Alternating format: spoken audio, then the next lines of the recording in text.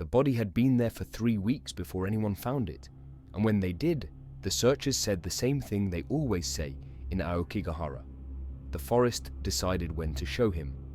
October 14, 2003. Dawn came late to the forest floor. Fog rolled between the trees like something living, thick enough that Takeru Yamada couldn't see his own boots when he looked down. He had been walking for 20 minutes, following a trail that existed only because hundreds of feet had worn it into the volcanic rock before his. The silence pressed against his eardrums.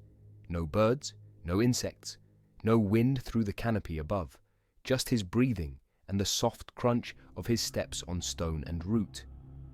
Takeru checked his compass for the 4th time in 10 minutes. The needle spun lazy circles, refusing to settle. He'd been volunteering with the search teams for 6 years, and he still felt his stomach tighten every time the compass failed. It always failed here. Logic said it was the magnetic rock beneath, his feet iron-rich basalt from an ancient eruption. But logic didn't explain why his skin crawled when the needle spun, or why he suddenly couldn't remember which direction he'd come from. He stopped walking and forced himself to breathe slowly through his nose. The fog shifted ahead of him, and he saw the tent. It was a small, one-person, green nylon turned grey with moisture and dirt. The entrance flap hung open. Takeru approached slowly, the way he'd been trained, calling out even though he knew there would be no answer. There never was. He knelt at the entrance and looked inside. The man lay on his back with his hands folded across his chest. His eyes were closed. His skin had gone the color of old paper, tight across the bones of his face. Takeru had seen enough bodies to estimate time, 3 weeks, maybe more. But what made him pause? What made him key his radio and ask for the supervisor before he touched anything was the arrangement around the body. Personal effects in a perfect circle. Wallet at 12 o'clock open to a family photograph. Keys at 3 o'clock laid out in a row by size. Cell phone at 6 o'clock, screen cracked but facing upward. Watch at 9 o'clock, stopped at 3:47. And in the spaces between, coins sorted by denomination, a letter in a sealed envelope, a pair of glasses folded carefully, and a small wooden statue of Jizo, the Buddhist guardian of travelers and the dead. Takeru knew the patterns. He'd seen variations of this arrangement 17 times before, but he'd never understood what it meant. This need to organize everything before the end. This ritual of placement. Was it controlled? A final act of order before chaos? Or was it something else? Something the forest required? He stood and backed away from the tent, marking the location on his GPS. The device flickered, showing his position jumping between 3 different coordinates half a mile apart. He marked all 3 and hoped the supervisor could make sense of it. More later. First one of the day, he said into his radio, and immediately regretted the phrasing. First one implied there would be others. There always were. The voice that crackled back through the static belonged to Azusa Hayano, and it carried the weight of 33 years of searching these woods. Mark it and move on. We have a lot of ground to cover. Azusa Hayano had joined the first organized sweep of Aokigahara in 1970, back when the annual body recovery was a new initiative, and the numbers were still small enough to be shocking. He'd been a police officer then, young and certain that the problem could be solved with enough manpower and determination. 33 years later, he was no longer a police officer and no longer certain of anything except that the forest would still be claiming lives long after he was gone. The numbers had a way of numbing you if you let them. In 50 years, over 500 confirmed deaths. But Azusa knew the real number was higher, perhaps twice that. The forest was 14 square miles of dense undergrowth, volcanic caves and root systems that could swallow evidence whole. Bodies decomposed, scattered, were reclaimed by the earth. Sometimes they found only pieces. Sometimes they found remains that couldn't be identified, bones that might have been there for a year or 20 years. The counting problem, they called it, as if giving it a name made it less horrifying. But the number that haunted Azusa wasn't the total, it was the specificity. Why did people choose this forest? Japan had other isolated locations, other forests with deep cultural significance, other places where someone could disappear. Yet year after year, people traveled from across the country to die in Aokigahara specifically. They researched it, they planned for it. They drove past dozens of other forests to reach this one. Some said it was the reputation, that the forest's dark fame created a feedback loop of death. But Azusa had researched the history, and the reputation had a source.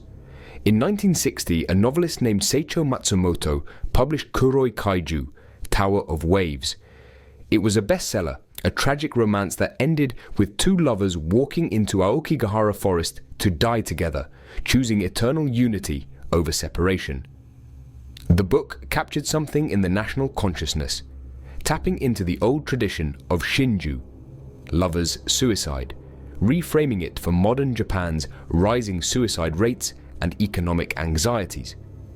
Within 6 months of publication, the first copycat suicides appeared, then more, then more. By 1970, the annual body count had risen high enough that local authorities organized the first official sweep.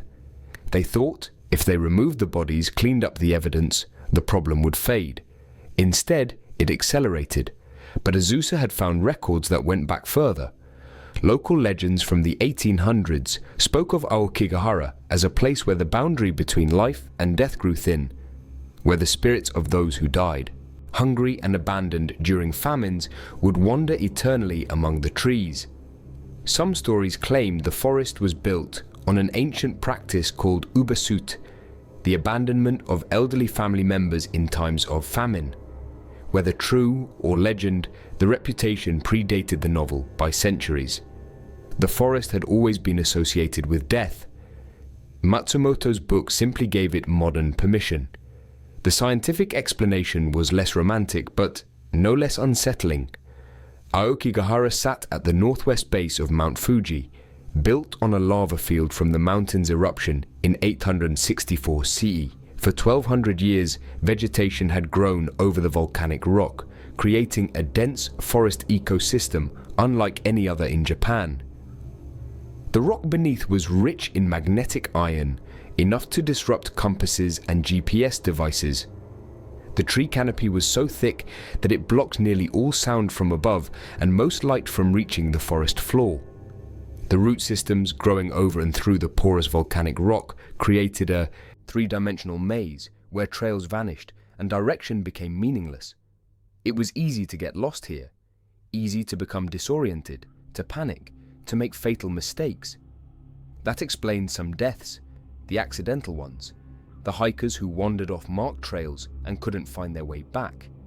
But it didn't explain the success rate. 78% of people who entered Aokigahara with the intention to die succeeded. Only 12% of people who entered accidentally and got lost ended up dying. The numbers were inverted, impossible, unless the forest itself was somehow complicit. Azusa didn't believe in curses or spirits or the supernatural, but he believed in patterns, and the pattern here was undeniable. The forest didn't kill indiscriminately, it accepted those who came seeking acceptance. In March 1998, a man entered the forest with no intention of dying. His name was Kiyoshi Watanabe. He was 34 years old, a construction supervisor from Tokyo, practical and methodical by nature. He wasn't looking for peace or escape or an ending. He was looking for his brother. Takeshi Watanabe, 28, an accountant with a small firm in Shinjuku, had disappeared 2 weeks earlier. His car was found at one of the forest trailheads, driver's door open, keys in the ignition. In the glove compartment, police found a suicide note, handwritten, apologizing to his family and asking them not to search for him. Kiyoshi read the note 3 times. The handwriting was definitely Takeshi's, the careful block letters their father had taught them both as children, but the words were wrong. The phrasing was too formal, too distant. Takeshi didn't write like that. He didn't think like that. And the note mentioned things Takeshi had never cared about, apologized for failures that had never bothered him. The police accepted the note and closed the case. The family held a funeral without a body, but Kiyoshi couldn't let it go. He took a week off work and drove to Aokigahara alone, bringing rope, a compass that probably wouldn't work, and a photograph of his brother. He didn't tell anyone where he was going. If Takeshi was alive in there, Kiyoshi would find him. If Takeshi was dead, Kiyoshi would bring him home. But Kiyoshi didn't believe his brother wrote that note. The handwriting was Takeshi's. The words were not. And Kiyoshi was about to discover that in Aokigahara, the line between searching for someone and becoming lost yourself is thinner than morning mist. Kiyoshi Watanabe carried 3 things into Aokigahara: a photograph of his brother, 200 feet of nylon rope, and the certainty that Takeshi was still alive. He would leave the forest with none of them. The trailhead marker stood at the edge of the parking area, weathered wood with faded kanji warning visitors to stay on marked paths. Kiyoshi ignored the warning and focused on the metal post beside it, solid and permanent. He tied one end of his rope to the post using a bowline knot, the kind that wouldn't slip no matter how much weight pulled against it. It was standard protocol for anyone entering Aokigahara alone, a lifeline back to the world. The rope would unspool behind him as he walked, and when he was ready to return, he would simply follow it back. Simple, foolproof. He'd researched this. The first 500 feet felt almost normal. The trail was faint but visible, compressed earth and volcanic rock where countless feet had walked before. Trees grew thick on both sides, their roots twisting over and through the porous black stone like arthritic fingers. Morning light filtered through the canopy in thin shafts, catching particles of mist that hung in the air despite the lack of wind. Kiyoshi kept his eyes on the ground, searching for anything Takeshi might have left behind. A footprint, a scrap of cloth, anything. He found the cigarette butt 30 yards in, half buried in volcanic ash beside a gnarled root. He picked it up carefully, examining the filter. 7 stars. Takeshi's brand.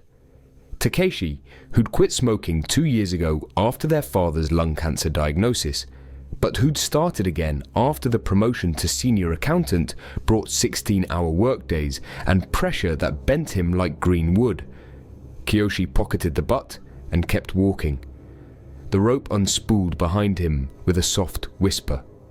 The silence around him deepened, not gradually. It happened all at once, like someone had closed a door. One moment he could hear distant traffic from the highway, birds calling from the mountain slope. The next moment, nothing. Just his breathing and his footsteps and a ringing in his ears that might have been the absence of sound rather than sound itself. That's when he heard the footsteps behind him. He stopped. The footsteps stopped. He turned slowly, scanning the path behind him, the trees on either side. Nothing moved. The rope stretched back the way he'd come, disappearing around a bend in the trail. He waited, counting his heartbeats, listening. 30 seconds, a minute, nothing. He started walking again. The footsteps resumed, matching his pace exactly. He spun around fast this time, hoping to catch whatever was following him mid-step. Still nothing, just trees and mist and silence. Then he noticed the tape markers. They were tied to branches at eye level, strips of colored plastic tape like hikers used to mark routes. Except these markers weren't on any official trail. Kiyoshi had studied the maps obsessively. He approached the nearest one, a strip of faded yellow tape wrapped around a low branch. The plastic was brittle with age, cracking when he touched it. 5 years old, maybe more. But 10 feet away, another marker caught his eye. Bright orange, the color still vivid, the edges clean. Recent, very recent. He looked around and saw more markers threading deeper into the forest, a constellation of colors leading away from the official trail. Yellow, orange, red, blue, white. Old and new mixed together, no pattern to it, no logic. Who had placed them? Are the searchers looking for lost family members? Park rangers? Or something else? Something he didn't want to consider?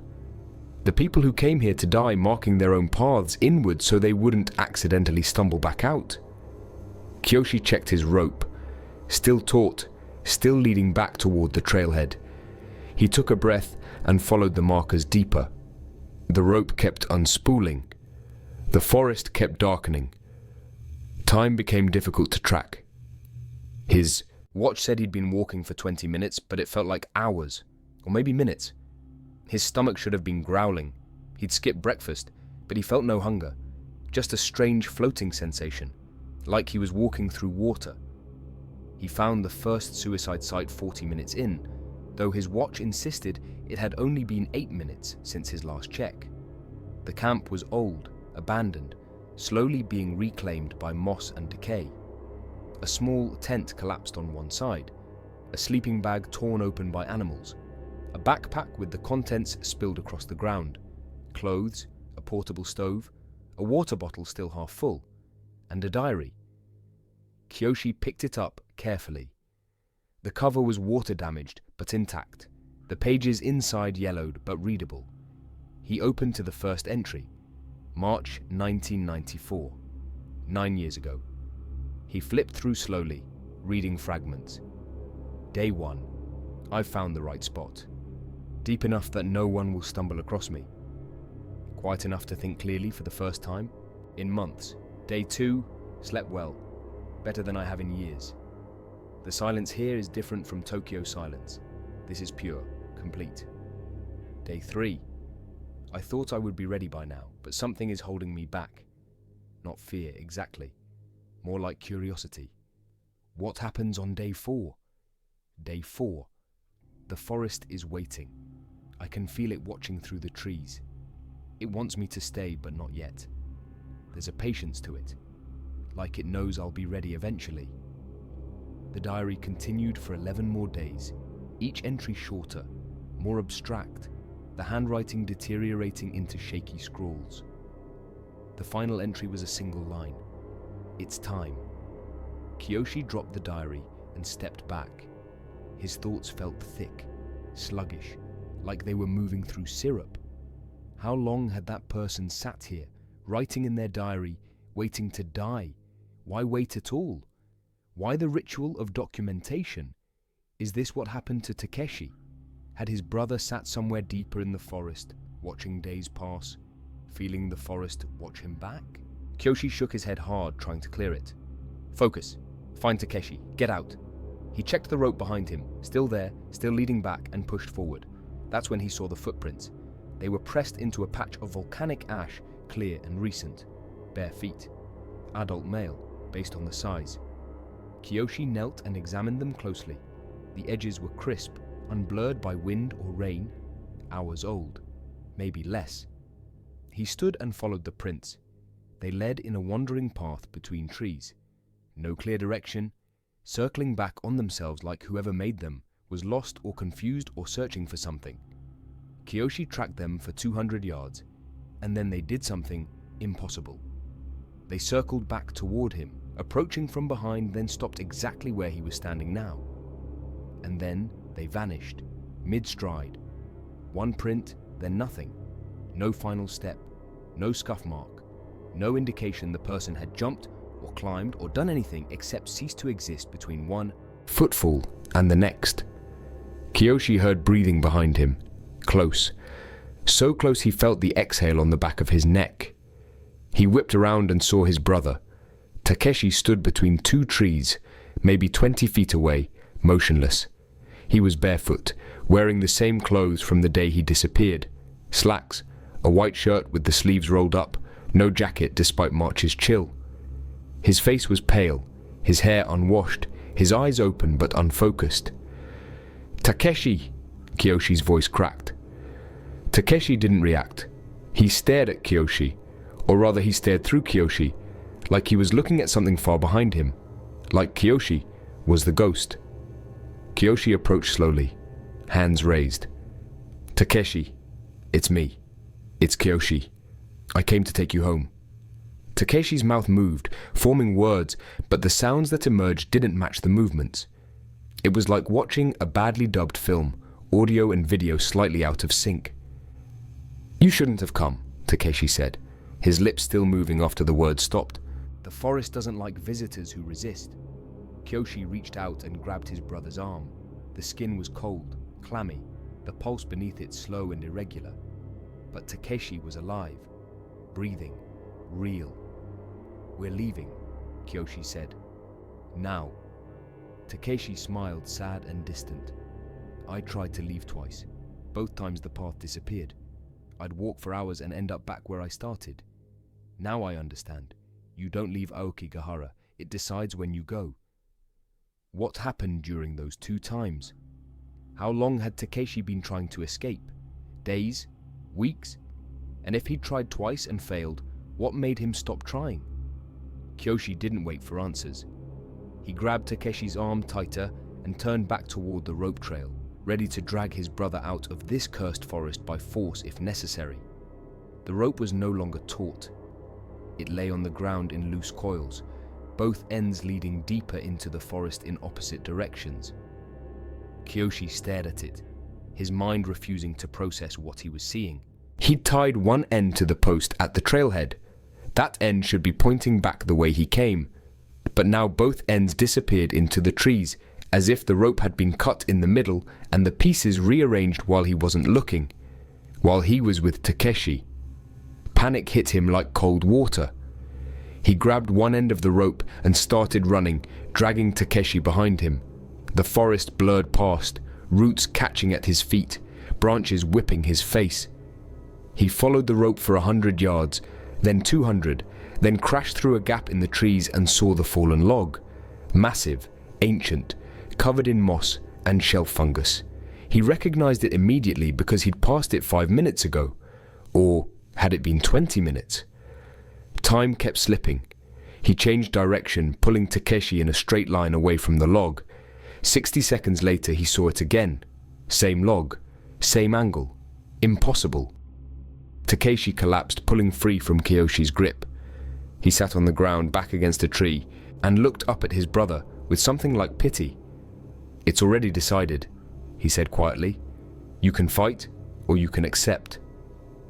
Kyoshi stood there, breathing hard, feeling the forest press against him from all sides. Every logical thought he'd ever had was screaming at him to keep trying, to follow the rope, to retrace his steps, to do something systematic and rational. But logic had stopped working the moment he'd entered Aokigahara. The forest didn't operate on logic. So Kyoshi made a choice. He abandoned the rope. He abandoned the plan. He closed his eyes, spun in a slow circle, and when he stopped, he opened his eyes and chose a direction based on nothing but instinct. Pure, irrational instinct. He grabbed Takeshi by the shirt collar and dragged him toward whatever that direction held. The forest fought him, not physically but mentally. He heard voices calling his name from behind. He saw movement in his peripheral vision, figures that vanished when he looked directly at them. His thoughts became circular, repetitive, insistent. Stop. Rest. Stay. This is far enough. This is where you belong. But Kyoshi kept moving, jaw clenched, ignoring everything except the need to put one foot in front of the other. Takeshi's weight was a dead drag behind him, but Kyoshi didn't let go. Couldn't let go. And then, faint beneath the silence, he heard it. Traffic noise. The distant hum of cars on the Mount Fuji highway. He ran toward it, crashing through undergrowth, no longer caring about trails or markers or anything except that sound. The trees thinned. Light broke through. And suddenly they were tumbling out onto the shoulder of a paved road, cars rushing past at 70 kilometers per hour. Kyoshi staggered into the road, waving his arms. A delivery truck slammed on its brakes, stopping inches from them. The driver jumped out, shouting, already reaching for his phone. They found the ranger station 4 miles from where they exited. Kyoshi's rope was recovered 3 days. Later, 2 miles in the opposite direction, knotted around a tree that rangers swore wasn't on any trail.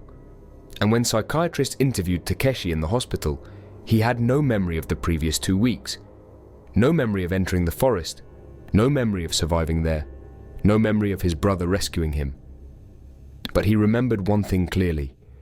He remembered being told by someone in the forest that his brother was coming, and that he needed to be ready to leave. The problem? Kiyoshi hadn't told anyone he was going into Aokigahara alone. Azusa Hayano has pulled 78 bodies from Aokigahara Forest since he started volunteering in 1970. He can no longer remember their faces, only their shoes. And he says that's how the forest wants it. Impersonal, efficient, final. October 2010. 300 volunteers assembled at the forest's main trailhead as dawn broke over Mount Fuji. They came from all over Japan, former police officers, park rangers, retired civil servants, college students fulfilling community service requirements, and a few who came for reasons they wouldn't share.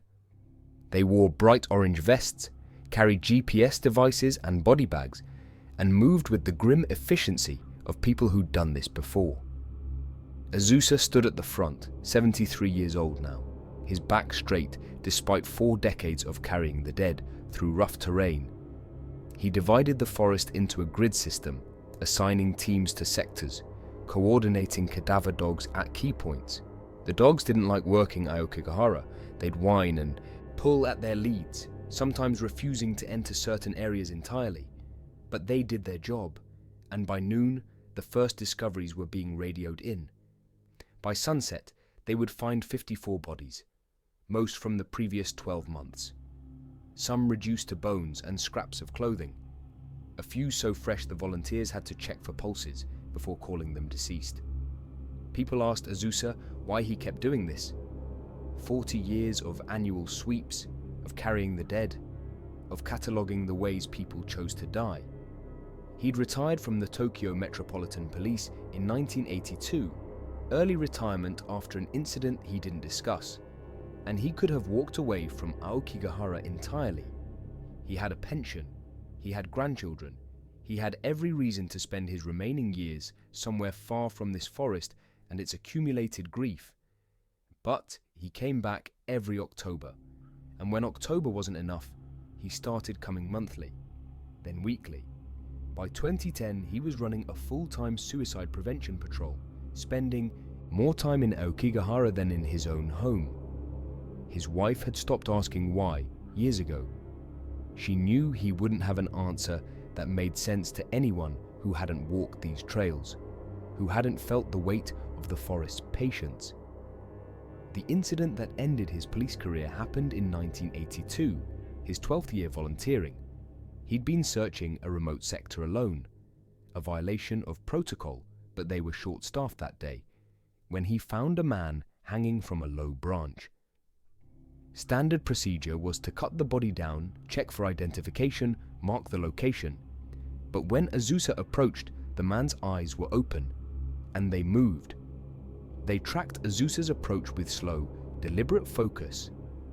Azusa had drawn his service weapon, shouting for the man to identify himself, his training overriding the impossibility of what he was seeing. The man's lips moved, forming words without sound, and then his eyes closed, and his body went slack with the finality of true death. The autopsy estimated time of death at 3 days prior. The forensic pathologist asked Azusa if he was certain about the open eyes, the movement, and Azusa had said yes, he was certain, and then he'd submitted his retirement paperwork the following week. He never told that story to the volunteers. Instead, he taught them the protocols, the rules that kept them safe, or as safe as anyone could be in a forest that didn't follow normal rules. Never go alone. Always mark your entry and exit points with GPS. If you feel a sudden urge to stay, to sit down and rest, to close your eyes for just a moment, leave immediately. Don't fight it. Don't negotiate with it. Just leave. And most importantly, never touch personal effects until the body is confirmed deceased. The volunteers always asked about that last rule. It seemed obvious. Don't disturb evidence. Don't contaminate the scene. But that wasn't why the rule existed. In 1985, a volunteer named Sato found a man sitting upright against a tree, back straight, hands folded in his lap, eyes open and staring ahead. Sato called out. No response. He approached slowly, watching for breathing, for any sign of life. The man's chest didn't move. His eyes didn't blink. Sato reached out and touched the man's shoulder to check for rigor mortis. The man inhaled, a single, deep breath that sounded like wind through a tunnel. Then he exhaled and was still again. They airlifted him to a hospital in Fujiyoshida. He was alive technically, heart beating, lungs functioning, but unresponsive. Severe dehydration, malnutrition, exposure. The doctors estimated he'd been sitting in the forest for 11 days without food or water. 11 days without moving, without seeking help, without doing anything except sitting and staring at something no one else could see. He died 6 days later, without ever regaining coherent speech. The only sounds he made were soft repetitions of the same phrase, over and over, in a whisper so quiet the nurses had to lean close to. Hear it. Not yet. Not yet. Not yet. What was he waiting for? What had he been doing for 11 days in the forest, sitting motionless while his body slowly shut down? And why had he only started dying after Sato touched him, as if the contact had broken some kind of suspended state? Azusa added the rule to the protocols after that: let the dead be dead, don't rush to intervene. Because in Aokigahara, the line between life and death wasn't always clear, and crossing it prematurely had consequences. The discovery that truly changed Azusa came in 1975, his third year volunteering, before the protocols, before the organized sweeps became routine. He was searching alone. Everyone searched alone back then. When he found the body of a young woman slumped against a tree in a small clearing. She'd been dead for months, maybe longer. The decomposition was advanced, the smell overwhelming. Standard recovery. He radioed the location and began the process of documentation. That's when he found the diary. It was tucked inside her jacket, a small notebook with a fabric cover, somehow intact despite the weather and decay. Azusa opened it carefully, expecting to find final thoughts, a suicide note, the usual last words. Instead, he found detailed daily entries, dozens of them. The first entry was dated 4 months earlier. The last entry was dated yesterday. Azusa read it 3 times, checking the date on his watch, checking the date on the page, trying to make the timeline work. It didn't. She'd been dead for months. The body's decomposition was consistent with that timeline, but the diary insisted otherwise, and the paper looked fresh, the ink unfaded, no water damage or yellowing despite lying in a forest that saw regular rain. He called in a forensic team. They analyzed the diary in detail, and their findings made no sense. The ink was fresh, less than a week old based on chemical analysis. The paper showed no exposure to outdoor conditions despite being found on a corpse that had been exposed to the elements for 3 to 4 months. It was as if the diary had been written, then placed on the body recently, long after death. But the handwriting matched samples from the woman's apartment. It was definitely hers. Azusa read the entries late at night in his apartment, unable to sleep, searching for an explanation. The early entries were ordinary, descriptions of arriving at the forest, setting up camp, preparing herself mentally for what she'd come to do. But as the days progressed, the entries changed. Day 8. There's something watching me. I see it in my peripheral vision, between the trees, tall and still. When I look directly at it, there's nothing there. Day 15. It's closer now. I can hear it moving at night, circling my tent. I should be afraid, but I'm not. It feels patient, like it's waiting for permission. Day 23. The Watcher came to the edge of the clearing tonight. I still can't see it clearly, but I know it's there. I asked what it wanted. It didn't answer, but I felt a question in return. Are you ready? The final entry was simple, almost peaceful. It finally spoke to me today. It asked if I was ready. I said yes. I wonder what happens next.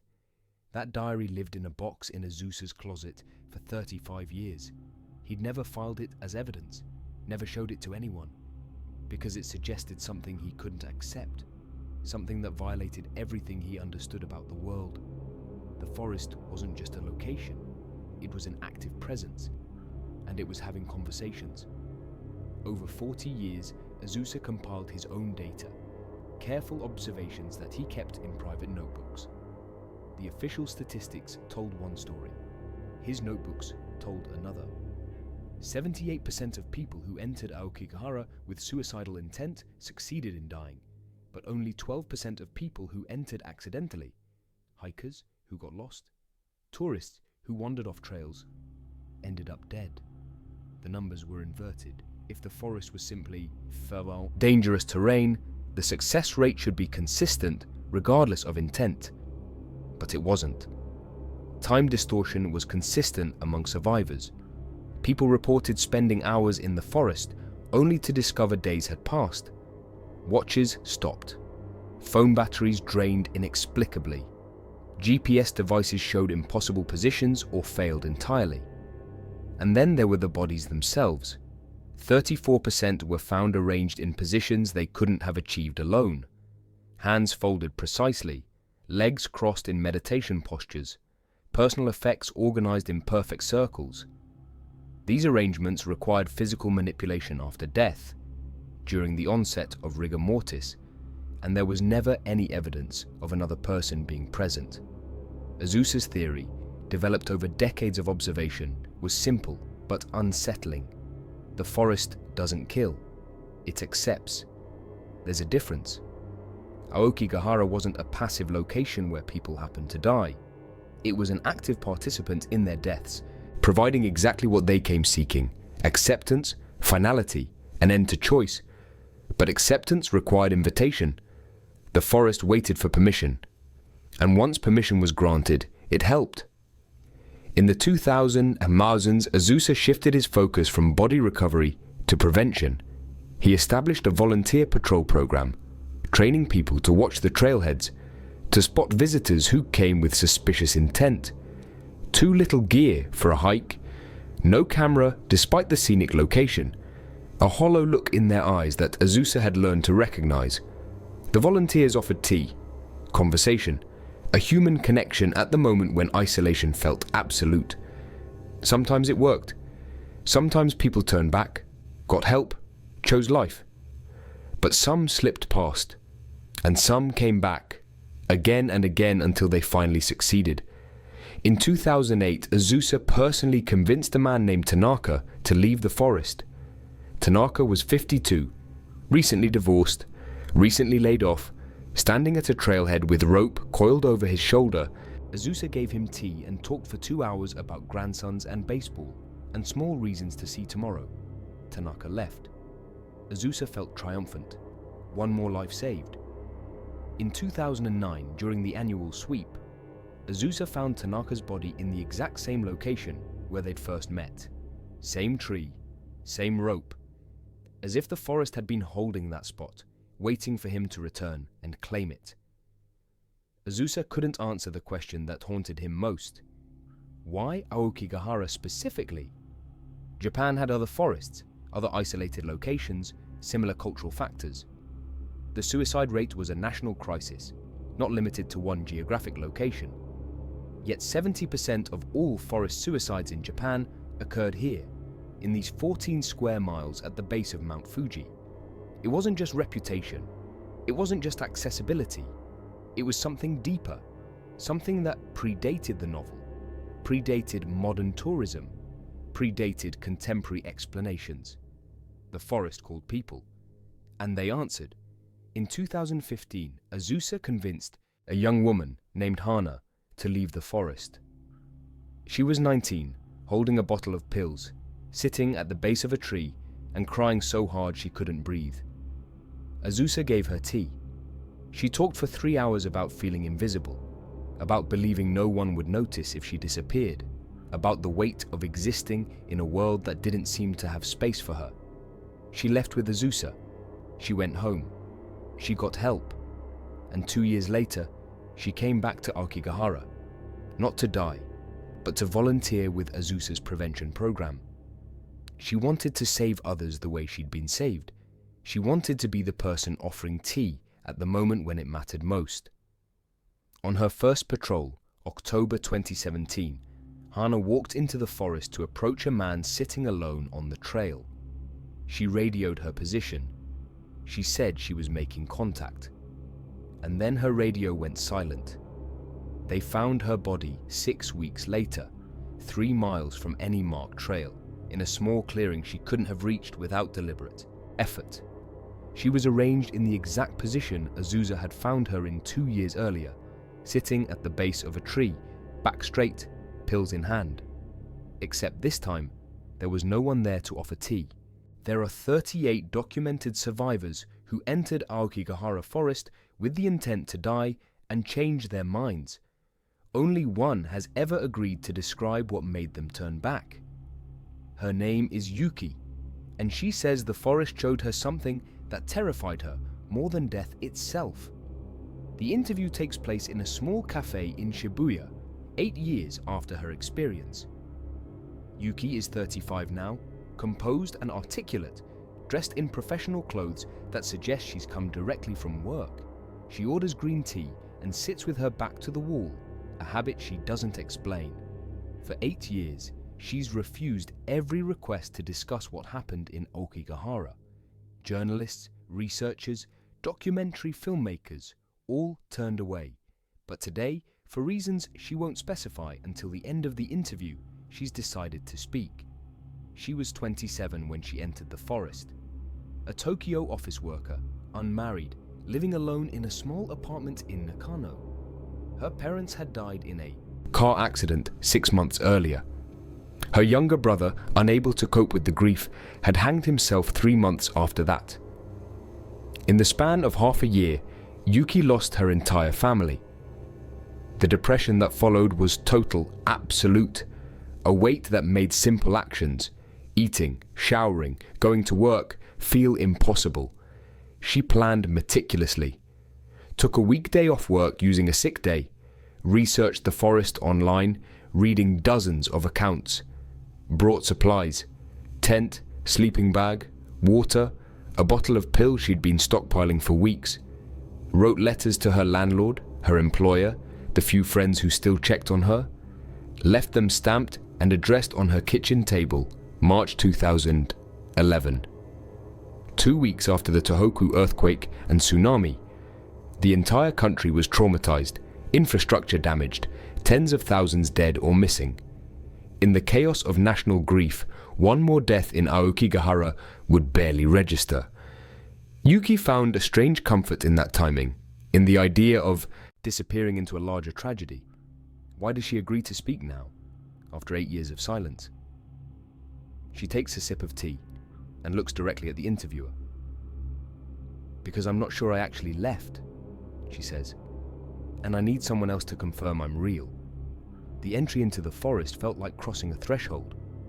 The moment Yuki stepped past the first tree line, past the signs warning visitors to think of their families, she felt relief wash over her, like a decision had been made and she could finally relax.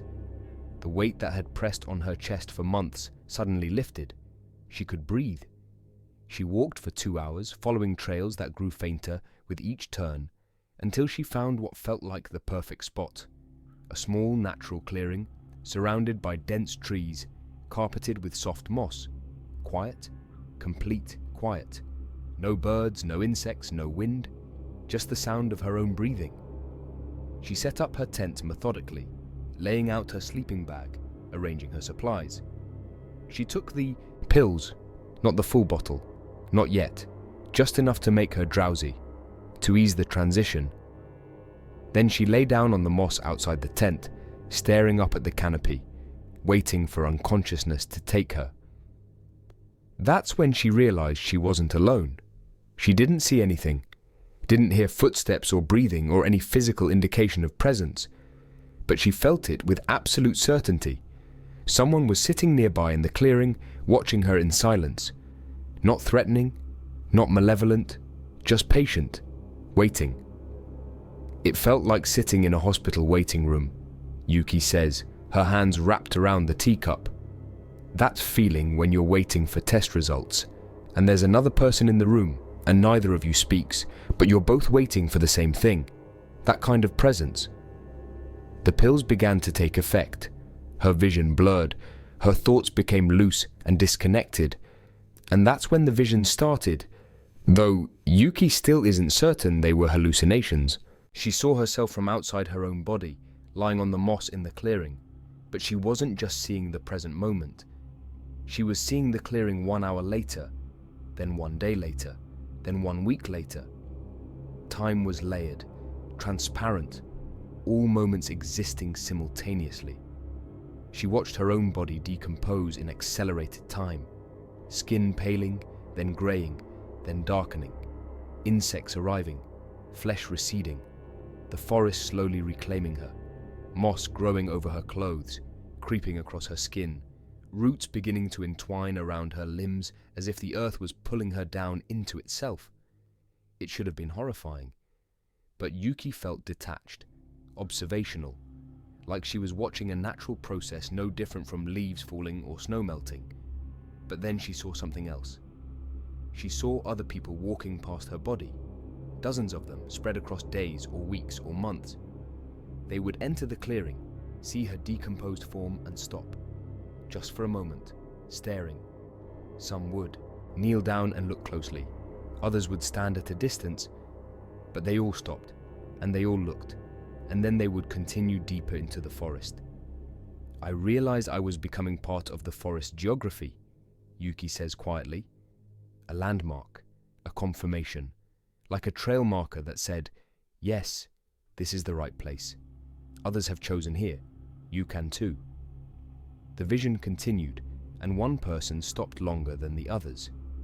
A young girl, maybe 12 years old, wearing a school uniform. She stood at the edge of the clearing, staring at Yuki's moss-covered body for what felt like an eternity. Then she slowly approached and knelt down. The girl reached out and touched the moss covering Yuki's face, tentative, gentle, like petting a sleeping animal, and she whispered so quietly Yuki almost didn't hear it. Is this where I'll be too? That's when Yuki understood. The forest doesn't just take, it displays. Every body that stays becomes a signpost for the next person, a confirmation that this is the right place, that they're not alone in their decision, that death here is expected, accepted, normal. I was going to be responsible for that girl's decision, Yuki says, her voice cracking slightly. A 12-year-old child was going to see my body and think, if she could do it, I can too. I was going to be the reason she died.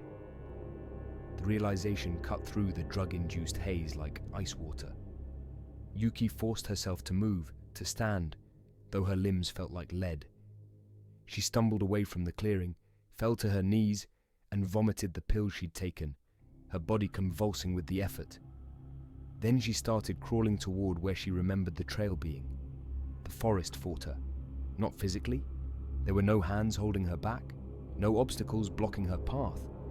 But every step felt like walking through molasses. Her thoughts kept circling back to the clearing, to lying down, to resting, to accepting what she'd come here to do. The pull was psychological, gravitational, like trying to swim against a current that grew stronger with each movement forward. Yuki used rage as fuel. She became furious.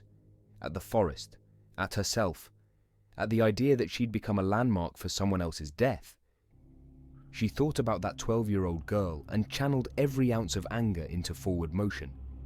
And then she heard footsteps behind her, keeping pace. When she sped up, crawling faster through the undergrowth, the footsteps sped up. When she stopped to catch her breath, the footsteps stopped. She never turned around. I knew if I looked back, I would see myself still lying in that clearing, Yuki says, and I wouldn't be able to tell which version was real, the me crawling forward or the me decomposing in the moss. So I didn't look. I just kept moving. She doesn't remember reaching the trail, doesn't remember finding the highway. Her next clear memory is a patrol officer's face above hers, calling for an ambulance, wrapping her in a thermal blanket, hospital, psychiatric evaluation, phone calls to distant relatives, recovery. 8 years later, Yuki works as a therapist, specializing in suicidal ideation. She helps people navigate the darkness she once inhabited.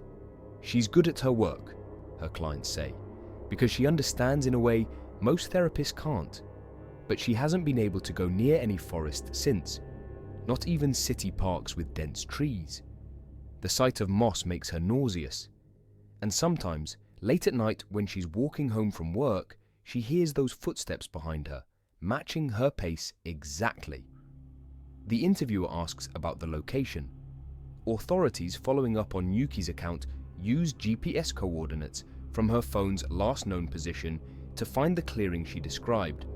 They found evidence of a campsite, disturbed ground, some trash, marks where a tent had been pitched, but the moss showed no indentation where a body would have lain. The ground beneath was undisturbed, untouched, as if no one had ever lain there at all. When pressed on this discrepancy, Yuki becomes quiet for a long moment. She sets down her tea. Her hands are shaking slightly. "What if I didn't leave?" she says finally. "What if I'm still there? And this entire life?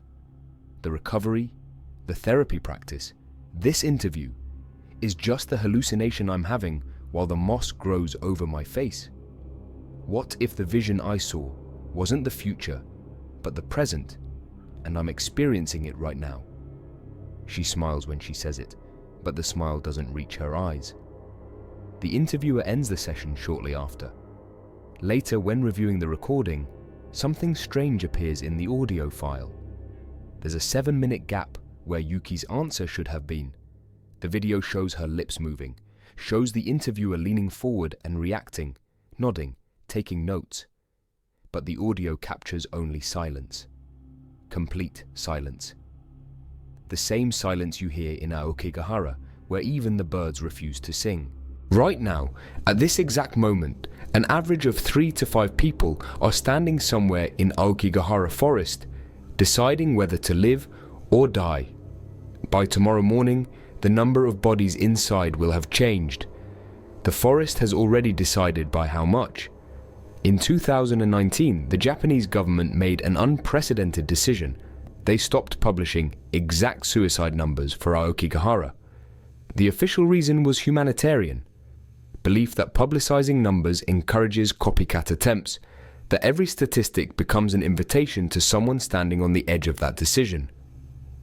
The last official count came from the 2010 annual sweep. 54 bodies recovered. But that was 13 years ago, and everyone who works in suicide prevention knows the numbers haven't declined. Unofficial estimates from volunteers, police officers, and forestry workers suggest over 100 deaths per year now occur in Aokigahara. Some years, perhaps more, but without official confirmation, the true number remains unknowable, hidden behind a wall of protective silence that may be doing more harm than good. Why the sudden information blackout after decades of transparent reporting? The official explanation holds some truth. Copycat attempts are real, documented, undeniable. But those close to the data suggest another reason, one spoken only in private. The numbers were accelerating, not declining. Despite every intervention, every prevention program, every mental health initiative, Aokigahara's death toll was rising. And no one wanted to admit that 40 years of effort had changed nothing. The forest itself has become heavily monitored. Signs are posted throughout the trails now, placed every few hundred yards in Japanese and English. Your life is precious. Please consult with police before you decide to die. The signs include phone numbers for suicide prevention, hotlines, mental health resources, crisis counselors available 24 hours a day. Security cameras were installed at major trailheads in 2014, monitored by local police who dispatch patrols when someone enters alone with suspicious behavior.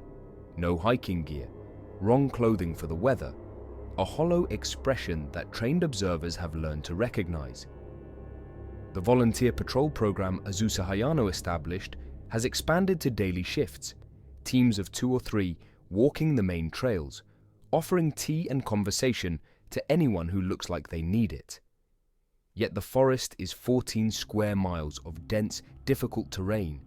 You can't monitor it all, can't patrol every trail, can't watch every entrance, can't intercept everyone who's made the decision to come here.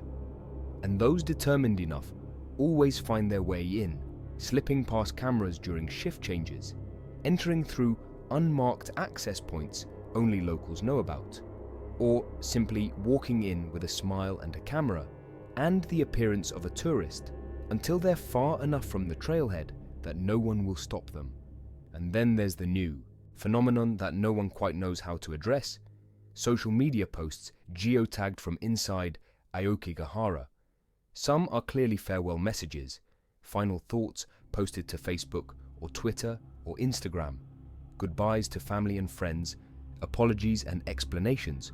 Police monitor these posts now, dispatching search teams immediately, sometimes arriving in time to intervene. But other posts are never explained. A cheerful selfie geotagged deep in the forest, captioned with something ordinary: "Beautiful hike today."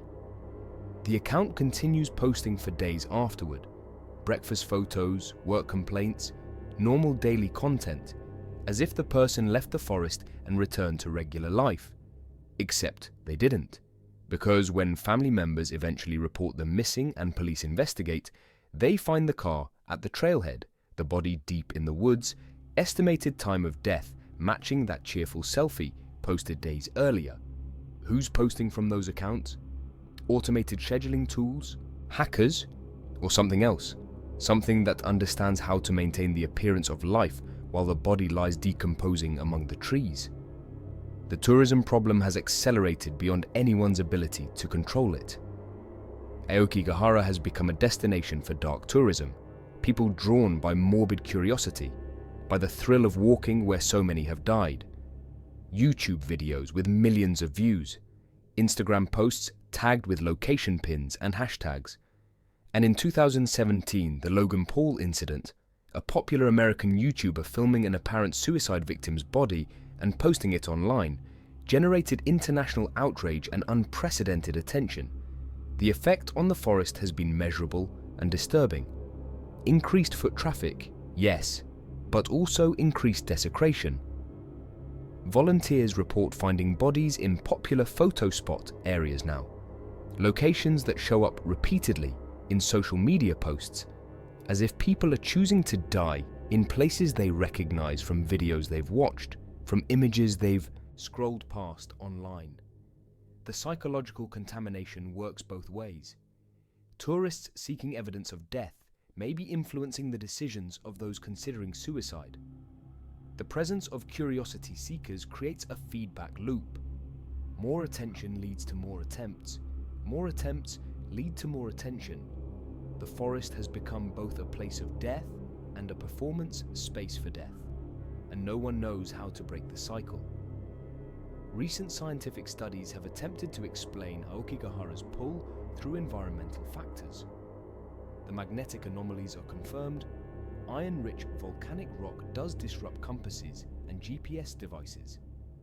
But researchers have found similar magnetic fields in other forests across Japan, none of which have comparable suicide rates.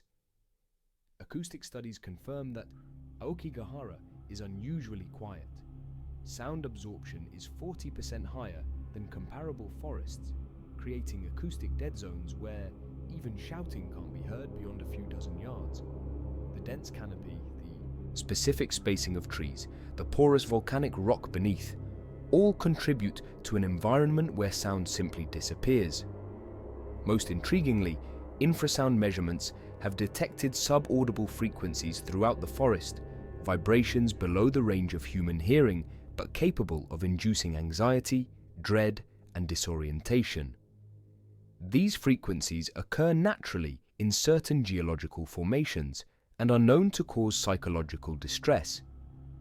But none of these factors alone explain the phenomenon. Other forests have magnetic rock. Other forests are quiet. Other forests produce infrasound.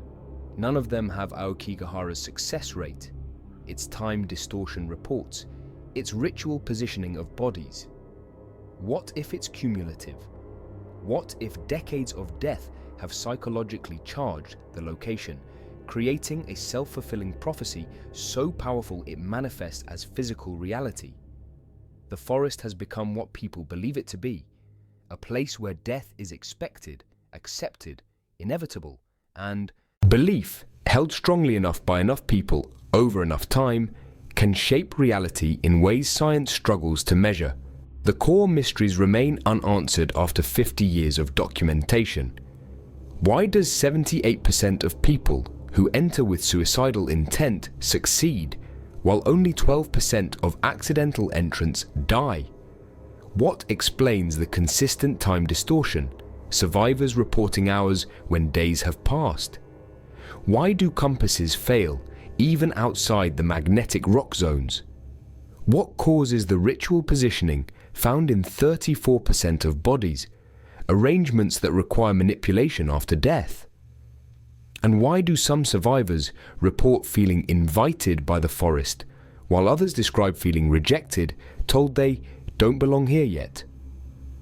Azusa Hayano, in his final interview conducted in 2018, 1 year before his death from natural causes, offered a conclusion that no one wanted to hear. After 48 years, I've reached an understanding that sounds like madness. Aokigahara wants to be what it is. Every prevention effort, every body removal, every sign we post, the forest absorbs it all and remains unchanged. We're not fighting nature. We're not fighting psychology or culture or social factors. We're fighting belief made manifest. The forest has become a place where death is not just possible, but welcomed, and that welcome is so powerful, so absolute, that it overrides survival instinct. I've saved hundreds of lives at the trailhead, but I've never saved anyone who made it past the first mile, because by then the forest has already accepted them, and acceptance is stronger than intervention. The most recent documented case comes from November 2022. A hiker named Sato entered the forest wearing a GPS tracker, one of the new models with satellite uplink and automatic distress signaling. He was hiking alone, but following a marked trail, apparently just enjoying the scenery. The GPS data tells a disturbing story. For the first 1.2 miles, movement was normal, steady pace, straight line along the trail. Then the signal became erratic. The tracker showed Sato moving in the tight circles, covering the same 200-yard area repeatedly for 6 hours. Not lost, the trail was clearly marked, and he'd walked it without difficulty moments before, just circling again and again, like a needle stuck in a groove. Then the signal went stationary for 14 hours. Search teams were deployed when the automatic distress signal activated. They found Sato unconscious but alive, severe dehydration, lying beside the trail in an area he should have been able to walk out of easily. He was airlifted to a hospital in Fujiyoshida. When he regained consciousness, Sato claimed he'd been in the forest for maybe an hour. He remembered walking, feeling tired, sitting down to rest. The GPS data and the tracker's battery consumption confirmed otherwise. Over 20 hours had elapsed. His last clear memory, the one that made the attending physician call the police. I sat down to rest and someone sat down next to me. I couldn't see them, but I felt them, like someone sitting on a bench beside you waiting for a bus. And they said very clearly, "You don't belong here, not yet." And then I woke up in the hospital. Sato had entered the forest as a casual hiker. He had no history of depression, no suicidal ideation, no reason to be there except tourism.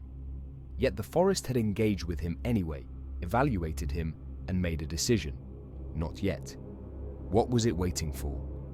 Aokigahara has claimed over 500 confirmed lives since 1970. The true number is unknowable. It sits at the base of Mount Fuji, sacred mountain, eternal symbol of Japan, and in its shadow, people go to die. Prevention programs continue.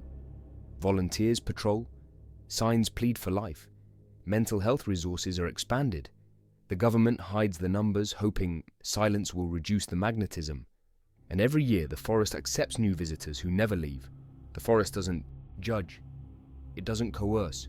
It doesn't discriminate or select based on worthiness or suffering or need.